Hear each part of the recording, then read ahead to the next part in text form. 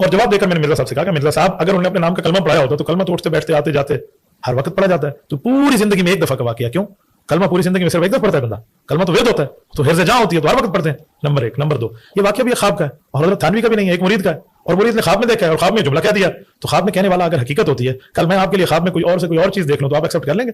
یعنی اس طرح ہم نے ان کو سمجھایا۔ اس کے جواب میں مرزا صاحب کا رابطہ ہو گیا ہم سے، وہ ان کے کوئی جاننے والے ہیں، کوئی اسٹوڈنٹ ہیں، ان کے ذریعے سے مفتی صاحب آپ تو بہت اچھے آدمی ہیں، آپ کا تو میں علمی کام دیکھتا ہوں، آپ تو اتنے عرصے سے میدان میں ہیں، آپ نے کیا کر دیا؟ باقی اگر ہماری غلطی ہے تو ہمیں سوچنے کے لیے کوئی ٹائم دیں، آپ یہ چھوڑ دیں کلپ بازی ہمارے خلاف۔ وہ جانتے تھے کہ اس کی بھی ریچ ہے، عوام دیکھتی ہے۔ یہ بات میں نہیں سمجھا، میں تو حقیقت سمجھا کہ ٹھیک کہہ رہے ہیں، دل سے کہہ رہے ہوں گے، تو میں لڑکوں کا یار کلپ اگلے روک دو، بالکل اس کے خلاف اپلوڈ نہ کرو، اگر ایک آدمی کو احساس ہو رہا ہے تو ٹھیک ہے۔ ہم حضرت 4 مہینے یا غالباً 6 مہینے ہم رک گئے، ٹھیک ہے، اسی بات پہ کہ مرزا صاحب اس پہ غور و فکر کر رہے ہیں۔ پھر میں نے دوبارہ رابطہ کیا، حضرت اتنا وقت ہو گیا، غور و فکر آپ نے کیا؟ اجی تھوڑا سا وقت اور دے دو، 4 ماہ اور رک گئے، اسی لیے آپ کہہ رہے ہیں نا بریک لگی، وہ بریک لگنے کی وجہ یہ تھی۔ اچھا یعنی آپ کا رابطہ تھا فون پہ، وہ رابطہ کر لیتے، پیغام آ جاتا تو میں رک جاتا، کلپ نہ دیں نہ دیں نہ دیں۔ کچھ عرصے کے بعد میں نے محسوس کیا کہ یہ دیر اور دور والا معاملہ ہوتا جا رہا ہے، انہوں نے لٹکانا شروع کر دیا، یہ معاملہ ہمیں دیکھنا پڑے گا۔ تو پھر ہم نے اس معاملے کو اٹھایا اور میں نے کہا ایک ایک کلپ کی جو بات تھی ہم نے جواب دینا شروع کیا کہ آپ نے یہاں حدیث غلط بیان کی، یہاں حدیث میں اضافہ کیا، یہاں اس کو کم بیان کیا، اس بندے کو آپ نے ٹھیک کہا ہے کہ بہت اچھا آدمی ہے، تو یہ حضرت معاویہ کے لیے اچھا ہی کہتا ہے تو آپ اس سے منہ کیوں ہٹاتے ہیں؟ آپ کہتے ہیں مولانا ناصر الدین البانی رحمہ اللہ بہت ٹھیک ہے، تو حضرت البانی حضرت معاویہ رضی اللہ عنہ کو اچھا کہہ رہے ہیں، ادھر وہ اچھے کیوں نہیں ہے؟ یعنی اس طرح ہم نے پوری ترتیب لگائی۔ پھر انجینئر صاحب مجھے نہیں لگتے بیٹھے، اور ہر صاحب میں اللہ کو گواہ بنا کے کہتا ہوں، جس دن وہ ہمارے سامنے صحیح ترتیب پہ بیٹھ گیا نا، علمی دنیا میں یہ اس کا آخری دن ہوگا۔ میں رمضان المبارک میں قرآن ترجمہ کے ساتھ پڑھنا چاہتا ہوں، آپ رہنمائی فرمائیں کہ کس مترجم کی تلاوت کروں؟ شکریہ۔ بالکل کسی مترجم کی تلاوت آپ نے نہیں کرنی، یہ بات یاد رکھیں۔ عام بندہ جب قرآن کا ترجمہ اٹھا کے اس میں غور و خوض شروع کرے گا یہ گمراہی کا دروازہ کھلے گا۔ عام بندہ جب قرآن کا ترجمہ اٹھا کے اس میں غور و خوض شروع کرے گا یہ گمراہی کا دروازہ کھلے گا۔ ڈاکٹری میڈیکل کی کتاب آپ بغیر ماہر کے نہیں پڑھتے، تو قرآن کریم بغیر ماہر کے آپ کیوں پڑھیں گے؟ ترجمہ آپ کے لیے نہیں ہے، یہ طالب علم کے لیے۔ اور یہاں بڑے بڑے علماء بڑے فخر سے بتاتے ہیں کہ دیکھیں جی یہ فلاں انگریز ہے، اس نے نبی صلی اللہ علیہ وآلہ وسلم کے حق میں یہ کتاب لکھی ہے۔ اب انہی علماء سے پوچھیں کہ بھئی اس کے پاس تو ڈگری نہیں ہے، تم اس کی تعریف کیوں کر رہے ہو؟ وہ کہتے ہیں ڈگری چھوڑیں، بات بڑی اچھی کی ہے، کیونکہ اس کے نام کے ساتھ انجینئر تو نہیں نہ آتا۔ ہاں بس چپ کیتے رہو، انجینئر آئے گا پھر دیکھ لیں گے۔ دیکھیں آپ لوگوں کو میں چھوٹی چھوٹی ایسی چیزیں بتاتا ہوں جس سے آپ کا دماغ کھلے، کہ جب آپ غیر مسلموں کی مثالیں دیتے ہیں کہ فلاں نے نبی علیہ السلام کی شان میں یہ کتاب لکھ دی، فلاں نے یہ لکھ دی، تو یار وہ کوئی ڈگری والے لوگ ہیں؟ نہیں، انہوں نے قرآن بھی اپنی نیٹو لینگویج میں سٹڈی کیا ہوتا ہے، لیکن چونکہ وہ پوری نیک نیتی کے ساتھ یہ کرتے ہیں، اللہ تعالیٰ انہیں اسلام تک بھی پہنچا دیتا ہے کہ ایسے لوگ بھی ہوتے ہیں، اور ان کی ورکنگ آپ کو نظر آتی ہے اور آپ کوٹ کرتے ہیں، ان کے ساتھ کی ورکنگ آپ کے لوگ نہیں کر سکتے۔ اور یہی حال یہاں پر بھی ہے، جن لوگوں کو اللہ تعالیٰ نے قرآن کی خدمت کے لیے اٹھایا، اب دیکھ لیں سارے کے سارے نان مولوی ہیں، چاہے مولانا مودودی رحمہ اللہ ہوں، ڈاکٹر اسرار صاحب رحمہ اللہ ہوں، احمد دیدار صاحب رحمہ اللہ ہوں، یہ سب کے سب لوگ اس مدرسہ سسٹم کی آؤٹ پٹ نہیں ہے، خدمت اللہ تعالیٰ نے ان سے لی ہے۔ تو یہ جو علماء ممبروں پہ چڑھ کے آپ کو یہ کہہ رہے ہیں کہ قرآن و حدیث ڈائریکٹ نہ پڑھنا گمراہ ہو جاؤ گے، ان سے بڑا اسلام کا دشمن کون ہو سکتا ہے؟ ہم کس حوصلے کے ساتھ ان کی یہ باتیں سن لیتے ہیں؟ ویسے تو لاجیکلی یہ غلط بول رہے ہوتے ہیں، لیکن ان کے یہ الفاظ کیا قابل گرفت نہیں ہے کہ تم اسلام کی پیٹھ میں چھرا گھونپ رہے ہو؟ اصل میں یہود و نصارہ کے کفار کے ایجنٹ یہ لوگ ہیں جو آپ کے ممبروں پہ بیٹھے ہوئے ہیں کہ جی قرآن و حدیث ڈائریکٹ نہیں پڑھنا، اور یہ کہہ رہے کیوں ہیں؟ ان کو پتا ہے کہ ان کے فرقے کا کوئی عقیدہ قرآن و سنت کے مطابق نہیں ہے۔ انہیں فوراً فکر لگ جاتی ہے کہ اگر کسی نے قرآن ترجمے سے پڑھا تو پھر مرے ہوئے بزرگوں کو، بابوں کو پکارنا چھوڑ دے گا، ایک اللہ کا پکارنے والا وہ بن جائے گا۔ ایاک نعبد و ایاک نستعین۔ انہیں یہ فکر لگ جاتی ہے کہ اگر اس نے صحیح بخاری اور صحیح مسلم پڑھ لی تو اسے تو پتہ چلے گا کہ نماز کا طریقہ تو ایک ہی لکھا ہوا ہے تمام کتابوں کے اندر، سنی ہو یا شیعہ، اور سنیوں کی بھی ٹاپ آف لسٹ جو کتاب ہے بخاری اور مسلم، اس میں تو نماز کا طریقہ رکوع میں جاتے وقت اور رکوع سے اٹھتے وقت رفع الیدین کے ساتھ لکھا ہے۔ تو میں پھر اس کو کیسے سنبھالوں گا؟ یہ تو آگے مجھ سے پوچھے گا کہ بخاری مسلم تمہارے مدارس میں اگر پڑھائی جا رہی ہے تو تم لوگ نماز سنت کے مطابق کیوں نہیں پڑھ رہے؟ یہ پیچھے ریزن ہے، ان کے چندے بند ہو جائیں گے، یہ آپ کو کبھی بھی قرآن و حدیث ڈائریکٹ نہیں پڑھنے دیں گے۔ اسلام کے ساتھ دشمنی یہ لوگ کر رہے ہیں، قرآن کے بڑے دشمن یہ ہیں۔ اور پھر دیکھیں کیسی دشمنی ہے ان کی، آپ کو یہ قرآن کے حوالے سے بجائے یہ بتانے کے کہ یہ کتاب ہدایت ہے، آپ کو یہ بتائیں گے جی قرآن میں تو لکھا ہے کہ قرآن پڑھ کے لوگ گمراہ بھی ہو جاتے ہیں۔ استغفر اللہ۔ میری یہ بات یاد رکھیے گا، اگر کسی کا یہ عقیدہ ہے کہ قرآن لوگوں کو گمراہ کرتا ہے، ایسا شخص کافر ہے، اس کے کفر میں شک کرنے والا بھی کافر ہے. مسلمان کا یہ عقیدہ ہو ہی نہیں سکتا کہ یہ کتاب گمراہ کرتی ہے، ورنہ ہم غیر مسلم کو یہ کہیں گے کہ بھائی یہ لو کتاب پڑھو، گمراہ بھی ہو سکتے ہو، ہدایت بھی پا سکتے ہو، آگے تمہاری اپنی مرضی ہے. اوکے کبھی کول ہی رکھو. ہاں لاجیکل. آج اگر کوئی غیر مسلم اسلام قبول کرنا چاہے یا اسلام کو سٹڈی کرنا چاہے اور ہم سے پوچھے بتاؤ تمہاری کتاب کون سی ہے، ہم اسے قرآن دیتے وقت یہ کہیں گے کہ یہ ہماری کتاب ہے، لیکن 50-50 چانسز ہیں، گمراہ بھی ہو سکتے ہو، ہدایت بھی، کہ کبھی کول ہی رکھو. اور اگر کوئی میرے جیسا مسلمان وہ یہ کہے کہ یہ ہماری کتاب ہے، اسے پڑھو، یہ سراپا ہدایت ہے، اور آگے سے اگر وہ انگریز پوچھ لے کہ کیا تو نے بھی یہی قرآن پڑھ کے اپنے عقیدوں کی اصلاح کی تھی، تو 99% مسلمان جو ہے نا اس کا منہ دیکھیں گے کہ نہیں.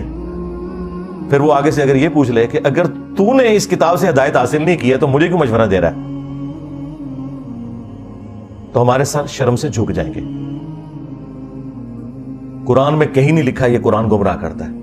وہ ایک جملہ، جس طرح میرے کلپ یہ چھوٹے چھوٹے کاٹتے ہیں نا، یہ اللہ کا کلپ کاٹا ہوا ہے ان مولویوں نے. یہ مولوی اتنے ظالم ہیں کہ یہ اللہ کے بھی کلپ کاٹتے ہیں. یضل بہ کثیر ویہدی بہ کثیرا، یہ اللہ کا کلپ انہوں نے قرآن سے کاٹا ہے. قرآن میں یہ نہیں لکھا ہوا تھا کہ یہ کتاب گمراہ کرتی ہے.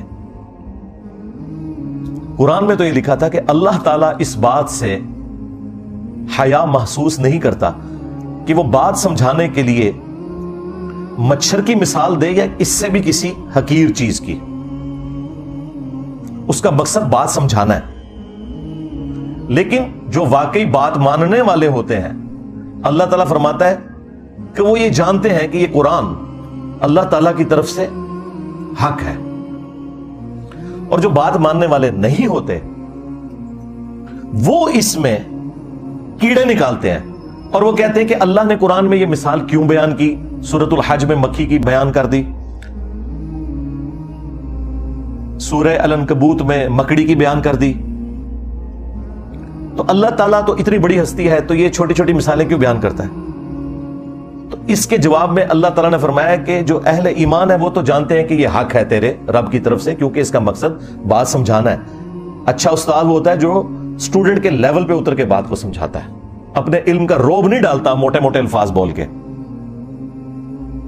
لیکن یہ لوگ جو ہیں ان کے لیے پھر اللہ تعالیٰ کہتا ہے تمہارے لیے جواب یہ ہے کہ یضل بہ کثیرا ویہدی بہ کثیرا. اللہ تعالیٰ اس کتاب کے ذریعے گمراہ کر دیتا ہے بہت سے لوگوں کو. کن لوگوں کو؟ کہ جو نہیں مانتے کہ یہ اللہ کا کلام ہے اور جو اللہ کی مثالوں کے ساتھ ایگری نہیں کرتے. اور ہدایت دے دیتا ہے بہت سے لوگوں کو. وما یضل بہ الا الفاسقین، اور اس سے گمراہ نہیں ہوتے مگر جو فاسق ہیں. 2 نمبر لوگ جو اترے میں. اس کو مثال سے سمجھیں کہ ایک ہی بارش ہے، وہ اگر گندگی کے ڈھیر پر برسے گی تو وہاں سے تعفن نکلے گا، اور اگر مٹی پہ برسے گی وہاں سے پھول اور پودے نکلیں گے. تو اللہ تعالیٰ فرما رہا ہے کہ جو یہ قرآن کو تانا دیتے ہیں نا کہ قرآن میں چھوٹی چھوٹی مثالیں کیوں آئی ہیں، تو اللہ تعالیٰ فرمایا کہ جو اہل ایمان ہے وہ تو جانتے ہیں کہ اللہ بات سمجھانا چاہ رہا ہے، اور تم چونکہ بات نہیں سمجھنا چاہ رہے تو یہ اسی لیے نازل ہوئی ہے تاکہ تم اس میں کیڑے نکالو اور گمراہ ہو جاؤ. یہ بات اللہ تعالیٰ نے تانے کے طور پر، ٹونٹ کے طور پہ کی تھی، نہ کہ یہ بتایا تھا کہ قرآن گمراہ کرتی ہے. اللہ نے کہا کہ جو قرآن کو نہیں ماننا چاہتا وہ گمراہ ہو جائے گا، اور جو قرآن کو ماننا چاہتا ہے وہ ہدایت پا جائے گا. یہ بتایا ہوا تھا. اس کو انہوں نے کہہ دیا قرآن گمراہ کرتا ہے. نعوذ باللہ. یہ تو لکھے نہیں یضل بہ. اللہ نے اس مثال کے ساتھ بہت سے لوگوں کو گمراہ کر دیا. کن کو گمراہ کر دیا؟ جو لوگ اس مثال کو نہیں ماننا چاہتے، چھوٹی چھوٹی مثالوں کو. اور بہت سے لوگوں کو ہدایت مل گئی. جس طرح قرآن میں کئی جگہ ہے کہ جب قرآن نازل ہوتا ہے تو جو اہل ایمان ہے ان کا ایمان بڑھتا ہے. جب کافر ان سے پوچھتے ہیں کہ یہ آیات نازل ہونے سے کیا ہوا، تو اللہ تعالیٰ فرماتا ہے کہ اہل ایمان تو کہتے ہیں ہمارا ایمان بڑھتا ہے اس سے. یعنی جو بات ماننے والے ہیں ان کا ایمان بڑھے گا. اگر کسی کا ایمان نہیں بڑھ رہا اور وہ کہہ رہا ہے میں ایسے گمراہ ہو رہا ہوں، تو اس کا مطلب یہ ہے کہ وہ تو ایمان والا ہی نہیں، اور یہ زیادہ تر مسلمان ہی کہتے ہیں. تو اپنے ایمان کی فکر کرو. پھر دوسری مثال آپ کو دیتے ہیں سورہ الجمعہ سے. وہ کہتے ہیں کہ جی سورہ الجمعہ میں اللہ تعالیٰ نے فرمایا ہے علماء یہود کی مثال گدھوں کی سی ہے، جس طرح گدھے پر کتابیں لاد دی جائیں. تو یہ کوئی کتابیں سامنے رکھ کے یا کتابیں پڑھ کے کوئی بندہ عالم نہیں بن جاتا. یہ تو اللہ تعالیٰ نے گدھوں کی مثال بیان کی ہے.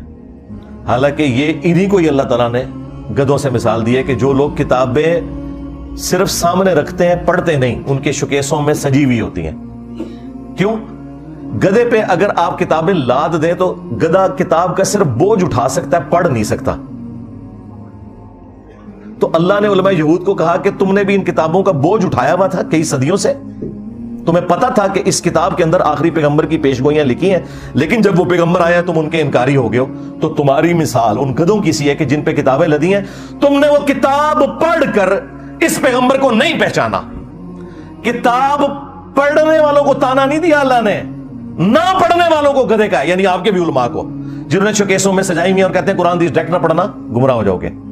یہ مثال تو ان علماء کی بیان ہوئی بھی ہے کہ انہوں نے گدھے کی طرح بوجھ کتابوں کا اٹھایا. آج تک کسی نے بخاری مسلم سے نماز کا طریقہ نہیں اپنی پبلک کو بتایا. تو گدھوں تم نے یہ بوجھ ہی اٹھایا ہوا ہے بخاری مسلم کا، اس پہ پڑھ کے عمل نہیں کیا. جس طرح علماء یہود نے نبی صلی اللہ علیہ وآلہ وسلم کی پروفیسیز دیکھ کر ان پر عمل نہیں کیا تھا، الٹا رسول اللہ کے مخالف بن گئے تھے. آج تم بھی اسلام کی پیٹھ میں چھرا گھونپ رہے ہو. یہ مطلب ہے اس کا. جی گدھوں کی مثال آئی ہے اور گدھوں تمہاری مثال آئی ہوئی ہے. اور یہ گدھے کی مثال بخاری مسلم میں نبی الاسلام نے اپنے امت کے وائزین ان مولویوں کے بارے میں بھی فرمایا کہ میں نے کولو کا جس طرح گدھا ہوتا ہے نا، جس طرح بیل ہوتا ہے نا، اس طرح گدھا بھی ہوتا تھا اگلے زمانوں میں. اس طرح میں نے جہنم میں ایسے لوگوں کو جو لوگوں کو نیکی کا حکم کا کہتے تھے خود کو نہیں عمل کرتے تھے، یعنی کہ مولوی طبقہ علامہ پڑھنے والا، تو ان کو میں نے انتڑیوں کے گرد، اپنی انتڑیوں کے گرد جہنم میں چکر لگاتے ہوئے دیکھا ہے گدھے کی مانند. تو نبی الاسلام نے انہیں گدھے کی مثال بیان کیا ہے. قرآن نے بھی کیا ہے، نبی الاسلام نے بھی کیا ہے. قرآن نے تو علماء سو کو کتا کہا ہے. سورۃ الاعراف کی آیت نمبر 175 اور 176 میں بلعام بن باعورہ جو ایک یہودی عالم تھا، تفصیل اس کی المستدرک للحاکم میں موجود ہے. اللہ نے علم دیا تھا لیکن پستی میں گر گیا، دنیا کا کتا بن گیا. اچھا وہ چندوں کے چکر میں پڑ گیا. اللہ نے کہا کہ ہم نے اسے علم دیا تھا لیکن وہ دنیا کا طلبگار ہو گیا. اب اس کی مثال کتے کی سی ہے. جس طرح کتا ہر وقت زبان باہر نکالے ہوتا ہے، چاہے اس کے پیٹ میں کچھ ہو یا نہ ہو، اس پہ بوجھ ڈالیں نہ ڈالیں، اس کی رالیں ٹپکتی رہتی ہیں نا، اس طرح اس کی رالیں ٹپکتی ہیں. یہ چندہ بک لے کے پھرتا رہتا ہے. آج کے دور میں قرآن پہ، سنت پہ، انبیاء کرام علیہ السلام کی تعلیمات پر عمل کرنے والوں کو اللہ تعالیٰ نے کبھی بھی قرآن میں برا نہیں کہا. ہمیشہ ان کو کہا کہ جو نام لے کر اس پہ عمل نہیں کر رہے، یعنی علماء سو. پھر ابو داؤد کے اندر وہ حدیث موجود ہے کہ نبی الاسلام نے فرمایا میری امت میں ایسے فرقے پیدا ہوں گے، ان میں ایسی بدعات سرایت کر جائیں گی جس طرح ہلکا کتا، یہ ریبیز جو ہوتے ہیں، یہ کسی کو کاٹ جائے اور اس کے ایک ایک رگ و ریشے میں اس کا زہر پہنچ جائے نا، اس طرح میری امت میں ایسے فرقے ہوں گے کہ جن کے اندر بدعات کا زہر پہنچ جائے گا جس طرح کتا کاٹ جاتا ہے. اب میں آپ سے پوچھوں گا یہ کون سا کتا ہے جو کاٹ جائے تو آپ کے جسم کے اندر مذہب کے پوائنٹ آف ویو سے نیگیٹو چیزیں انجیکٹ ہو جاتی ہیں؟ ظاہر ہے کسی کرکٹر، فٹ بالر، اسکواش کے پلیئر کے کاٹنے سے تو ایسا نہیں ہوگا، مولوی کے کاٹنے سے ہی ہوگا نا، کیونکہ دین کا کسٹوڈین اور دین سکھانے والا کون ہے؟ مولوی. تو یہ ہلکا کتا کون ہے؟ اور اگر آپ کو یقین نہ آئے تو آپ بریلویوں سے پوچھ لیں کہ دیوبندیوں کے علماء کیا ہیں، وہ کہیں گے بلعام بن باعورہ. ہاں دیوبندیوں سے پوچھیں، کہیں گے بریلویوں کے علماء بلعام بن باعورہ. تو میں جو بات کر رہا ہوں اس کے اوپر اجماع امت ہے. ہاں ذہن میں رکھیے گا، میں نے کوئی ایسی بات نہیں کی ہے کہ جس کے اوپر اتفاق نہ ہو. وہ اپنی اینک لگا کے دیکھ رہے ہوتے ہیں نا، اس لیے ان کو برا لگ رہا ہوتا ہے. آپ کسی بھی مسلمان سے پوچھیں کہ یہ قرآن حکیم میں جو اللہ نے مختلف جگہ پہ فرمایا ہے کہ جو گمراہی کے پیشواں ہیں یہ اپنے ماننے والوں کو اپنے ساتھ جہنم میں لے کے جا رہے ہوں گے، تو اگر کسی بریلوی سے پوچھیں کیا اس سے مراد احمد صاحب بریلوی صاحب ہوں گے، کہے گا نہیں یہ تو دیوبندیوں کے بارے ہے. دیوبندیوں سے پوچھیں وہ کہیں گے احمد صاحب بریلوی کے بارے میں، اور یہ کہتے ہیں وہ کتابوں میں بھی لکھا ہے. نہ تسلی ہو تو المحند علی المفند اور اسام الاربعین پڑھ کے آپ دیکھ لیں.